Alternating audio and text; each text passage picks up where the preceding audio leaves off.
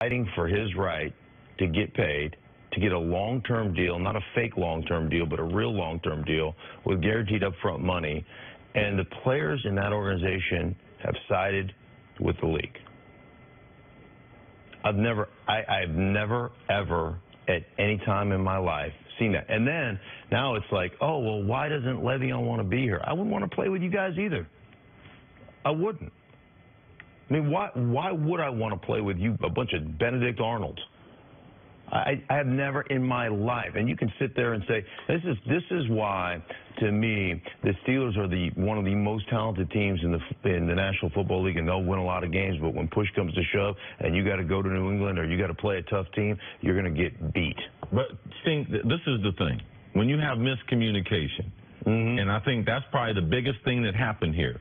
When you go to your brothers in the locker room, and the reason why it seems as if the offensive linemen are on the side of the organization or on the side of the league is because you told me something else. So it's hard for me to represent you when you tell me you're going to be there at the beginning. If you had told me that you're going to be, man, I'm not coming this year. They're not going to give me a long-term deal. I'm not going to be there till week 10. You know what I would have said, bro? Fight. For you and for your family. No problem. We got a clear line. And then I wouldn't have been disappointed in week number 1 when I go to do an interview and be like, yeah, man, my man's going to be here in a couple of days. So you made me look bad. Right. So I didn't side with the organization. I sided with, I got a job to do, a job you don't want to do. All right? So I got to go out and take care of my family. I'm an independent contractor. I can only support you when you and I are on the same page. So them not being on the same page, it would give the image of, man, they're supporting the organization, but I'm supporting myself. I got a job to do. I got my own career. I can't put my career on hold for you and what you're trying to accomplish. Absolutely understand that. And my point would be that I'm not going to say anything.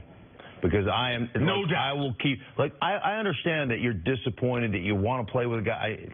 That's fine. You got his number, text him. Say, dude, man, I miss you. I wish you were here. Understand what you're doing.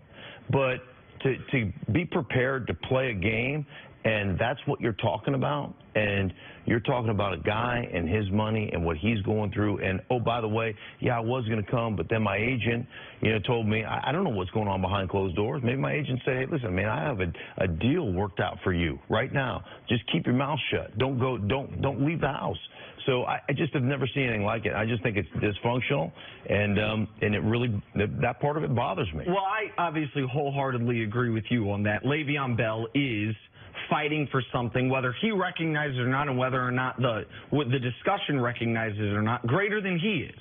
He is essentially trying to set a line in the sand, whether he knows it or not, for players across the league of his caliber that get franchise tags. Right, but he's not, though. And the reason why is because his stats are totally different. It's not his rushes. It's not his carries. It's not his touchdowns. It's all the other information that they have in his file, the reason why they won't pay him the franchise fee. So you can't represent a group of people that Todd Gurley's not like him.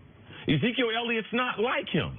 Kareem Hunt's not going to be like him. Because they don't have the suspension. No. Well, Zeke does. Zeke has a it's totally different because he's not one drug test away from missing a year. I understand that. But that's not the point I'm making, see. I'm not saying that the reason that he's not getting paid is like why other guys wouldn't get paid. What I am saying is, whomever the next great player, because he's a great player, that a team that is a Super Bowl contender is considering franchise tagging, I think they will have in their calculus, man, what if he sits out 10 games?